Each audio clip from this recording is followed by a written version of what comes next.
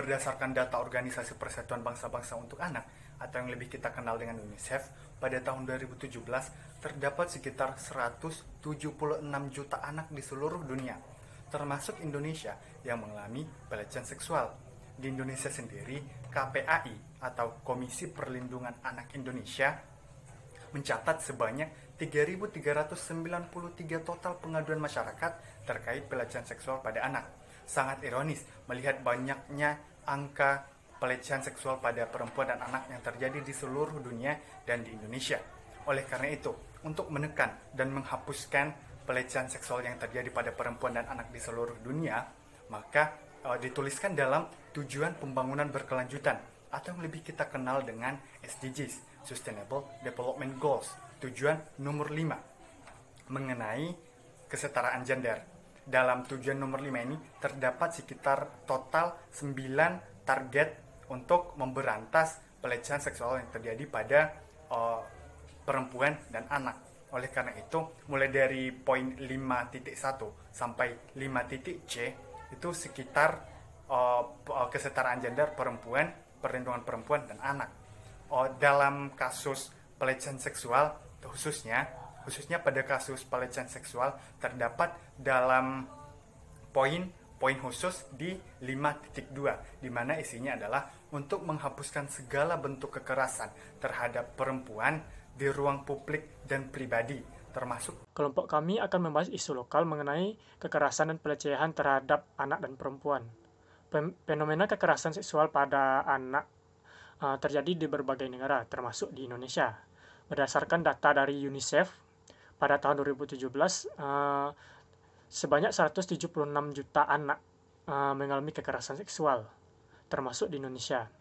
Sedangkan menurut laporan Komisi Perlindungan Anak Indonesia, kekerasan seksual di Indonesia mengalami peningkatan setiap tahunnya, di mana jumlah pengaduan kekerasan seksual pada tahun 2010 sebanyak 800-an kasus, tahun 2011 sebanyak 1.200-an kasus, 2012 1.600-an kasus, tahun 2013 sebanyak 1.400-an kasus, 2015 meningkat menjadi 2.800-an kasus, pada tahun 2016 juga meningkat menjadi 3.393 kasus. Lalu pada tahun 2017 sedikit menurun menjadi 1.424 kasus. Pada tahun 2018 kembali meningkat menjadi 2.900-an kasus. Jadi berdasarkan data di atas, kasus ini sangat penting untuk dibahas karena kejahatan seksual dapat merusak hak wanita, merusak masa depan seseorang, dan menimbulkan trauma lainnya. Selanjutnya, Nusa Tenggara Timur menempati peringkat kedua dengan jumlah kasus 1.424 dan DKI Jakarta menempati posisi pertama dengan jumlah kasus 1.992 kasus kekerasan anak dan perempuan. Lembaga Perlindungan Anak Sumbar mencatat adanya 58 laporan yang masuk pada tahun 2014, sedangkan pada tahun 2015 adanya 177 laporan. Pada tahun 2016 adanya 100 laporan, sedangkan pada tahun 2017 hampir mendekati 100 laporan. Nah, pada tahun 2018 terjadinya peningkatan di mana adanya 304 laporan kekerasan anak dan perempuan yang masuk. Saat ini saya sudah bersama satu korban yang pernah mengalami pelecehan seksual. Selamat malam, Kak. Selamat malam. Jika boleh tahu, pada usia berapa saat Anda mengalami hal tersebut? Itu saya masih berusia sekitar 17 tahun. Apa yang Anda rasakan saat itu ketika Anda mengalami sebuah pelecehan seksual? Apa dampak yang disebabkan hal tersebut terhadap diri Anda? Jujur ketika hal tersebut terjadi, saya tidak ingat apa yang saya rasakan dan bagaimana kondisi saya saat itu. Namun, yang saya rasakan setelah itu, saya merasa putus asa. Kejadian tersebut menimbulkan perasaan tidak berguna di dalam diri saya. Saya menjadi seorang yang lebih banyak diam dan menyendiri. Karena setelah kejadian tersebut, saya merasa takut untuk bertemu dengan orang-orang.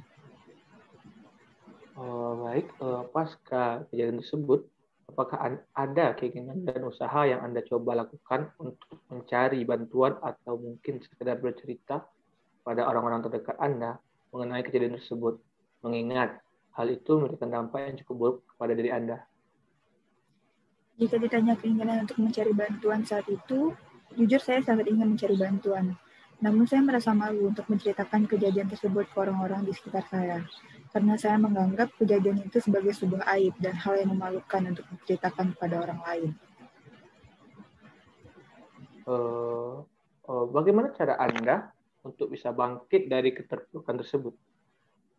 Pasca kejadian tersebut, saya mencoba untuk bangkit. Saya kembali mencoba untuk bersosialisasi dan mendapatkan terapi untuk menimbulkan kembali rasa percaya diri saya. Namun proses dan waktu yang saya butuhkan untuk sampai ke titik tersebut tidaklah singkat dan cukup lama. Aplikasi ini diberi nama dengan Sisi Kelas, yang dimana terdapat beberapa fitur, yaitu ada Daily Talk, Let Me Talk, Tips and Tricks, Podcast, dan juga ada Community of Sisi. Makna dari pemilihan logo ini adalah menunjukkan bahwa wanita bisa bersama-sama untuk menghadapi kekerasan dan pelecehan seksual ini bersama-sama dengan melakukan konsultasi, membagi tips and trick dan beberapa yang dapat dijabarkan dalam beberapa fitur nanti. Yang pertama itu terdapat fitur Daily Talk, yang dimana para pengguna dapat berinteraksi dalam kesehariannya, berbagi cerita, berbagi kisah mereka dalam fitur ini yang bersifat anon, sehingga para pembagi cerita atau para pengguna tidak merasa malu dan tidak terintimidasi dalam membagikan kisah mereka dalam pelecehan dan kekerasan seksual yang mereka hadapi, baik di tempat umum, di keluarga, dan di lingkungan sekitar. Selanjutnya ada fitur Let Me Talk yang berfungsi untuk konsultasi, dan ini interaksinya melalui via chat dan menampilkan identitas pengguna dan tidak bersifat anon. Nah, untuk konsultasi ini fiturnya juga dapat dipilih tentang apa yang sedang dirasakan, tentang apa yang ingin dikonsultasikan, seperti kekerasan seksual, KDRT atau segala macamnya. Nah, Let Me Talk ini konsultannya juga bisa dipilih berdasarkan range umur, jadi pengguna lebih nyaman untuk melakukan konsultasi. Selanjutnya ada Sisi Movie. Nah, di Sisi Movie ini merupakan fitur yang memberikan film recommendation untuk para korban yang bertujuan untuk memotivasi kembali para korban untuk bangkit. Nah, di Sisi Movie ini para pengguna bisa memberikan juga recommendation film yang akan memberikan pengaruh besar kepada para korban pelecehan seksual.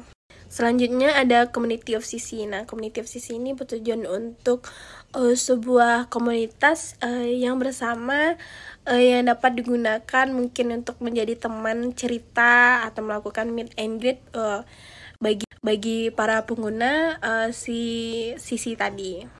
Selain memberikan film recommendation, juga adanya tips and trick yang diberikan oleh konsultan atau para pengguna melalui tips and trick ini. Bagaimana cara menghindari ketika terjadinya pelecehan seksual dan kekerasan seksual. Selanjutnya terdapat podcast yang mana diisi oleh para influencer yang berbincang secara ringan dan dapat memotivasi para pengguna yang mengalami pelecehan dan kekerasan seksual tersebut. Nah, mengapa kami memilih untuk mengambil project idea membuat aplikasi? Seperti yang kita ketahui bahwa COVID-19 membuat segala aktivitas dan kegiatan kita menjadi terbatas.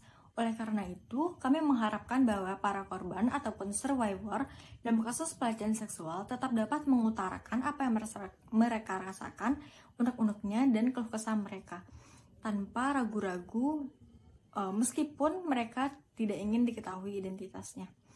Dikarenakan di dalam aplikasi ini memuat berbagai fitur dengan filter masing-masing, seperti melalui filter umur dan berbagai lainnya. Oleh karena itu, kita mengharapkan bahwa pelecehan seksual yang seperti kita ketahui bahwa tidak hanya dialami oleh wanita saja, namun laki-laki, kita mengharapkan bahwa mereka dapat untuk meluangkan dan mengutarakan apa yang mereka rasakan, serta dalam aplikasi ini juga terdapat untuk memberikan informasi, edukasi mengenai kasus pelecehan seksual ataupun untuk tips-tips menghindari pelecehan seksual.